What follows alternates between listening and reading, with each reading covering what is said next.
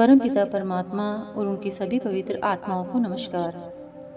अच्छे और बुरे दोनों ही प्रकार के कर्म बंधन का कारण हैं। फिर भी संत बुरे कर्मों को छोड़कर अच्छे कर्म करने की प्रेरणा देते हैं। अच्छे कर्मों की वजह से जीव को मनुष्य जन्म मिलता है, जो परमात्मा प्राप्ति का एक बहुमूल्य अवसर होता है। कर्मों के बंधन को संतों ने 3 लड़ी की रस्सी कहा है। ये 3 लड़ हैं: प्रारब्ध, क्रियामान और संचित कर्म। इस संसार में जीव अपने भाग्य यानी प्रारब्ध के अनुसार योनि, कुल, गोत्र, वातावरण, सुख दुख आदि पाता है। उसके जीवन की धारा एक पूर्व निश्चित मार्ग पर चलती है। जिन कर्मों के अधीन होकर जीव जन्म लेता है, उनके अनुसार ही उसे संसार में जीवन बिताना पड़ता है। भाग्य की रेखा को, प्रारब्ध कर्मों के फल को कोई बदल नहीं सकता। कबीर साहिब कहते हैं कि मनुष्य इस संसार में कर्मों से बंधा हुआ आता है और बंधा हुआ ही जाता है। यह संसार कर्म भूमि है। यहाँ आकर जीव को कर्म करने ही पड़ते हैं। खाने पीने, चलने फिरने, यहाँ तक कि सांस लेने में भी जीव कर्म करता है और आगे के लिए बीज बोता है। कर्मों का यही नियम है कि हर कर्म कारण होता है और उसका फल कार्य। हर नया कर्म आगे के लिए कारण बनता है। इस प्रकार इस संसार में आकर जीव जो भी कर्म करता है, उन्हें संत क्रियामान कर्म कहते हैं, जिनका फल उसे भविष्य में भोगना पड़ता है। पिछले कर्मों का हिसाब चुकाते समय भी जीव कोई न कोई नया कर्म भी करता रहता है। इस प्रकार कर्मों का अंबार उन्हें भुगतने पर भी कम नहीं होता। एक जन्म में मनुष्य इतने कर्म कर डालता है कि उनका हिसाब चुकाने में उसे कई जन्म लग सकते हैं। जो कर्म इस तरह इकट्ठे हो जाते हैं, उन्हें संतों ने संचित कर्म कहा है।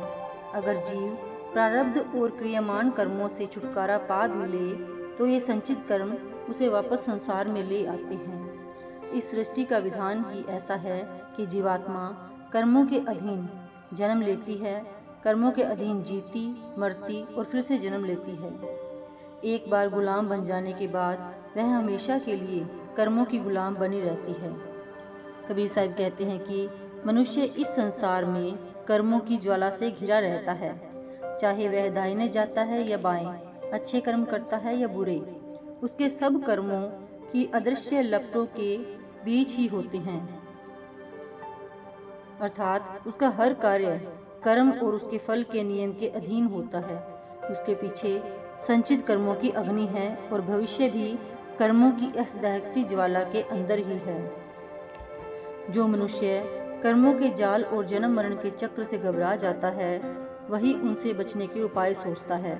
संतों की शरण में जाकर परमात्मा की सच्ची भक्ति करना ही छूटने का एकमात्र उपाय है।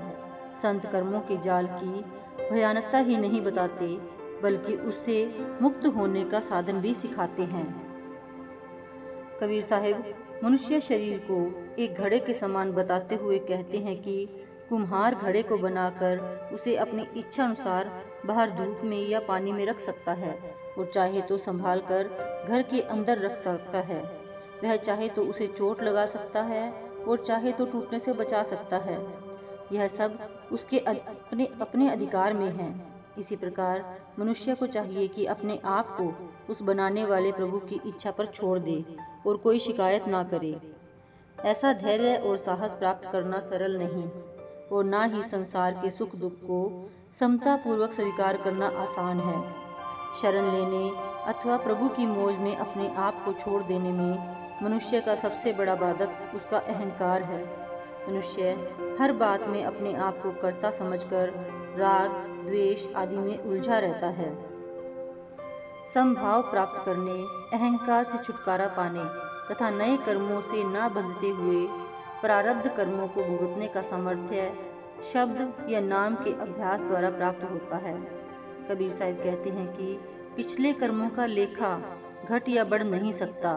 मनुष्य को चाहिए कि उनसे परेशान ना हो, बल्कि मन को नाम के अभ्यास में लगाकर अपने उद्धार का उपाय करे। जन्म जन्मांतरों से जीव के खाते में जो असंख्य कर्म अर्थात संचित कर्म इकट्ठे हो गए हैं, वे नाम के अभ्यास से कट जाते हैं। सतगुरु की शरण में आकर उनके दिए हुए नाम की साधना करना ही कर्मों से छूटने का कारगर उपाय है। Thank you.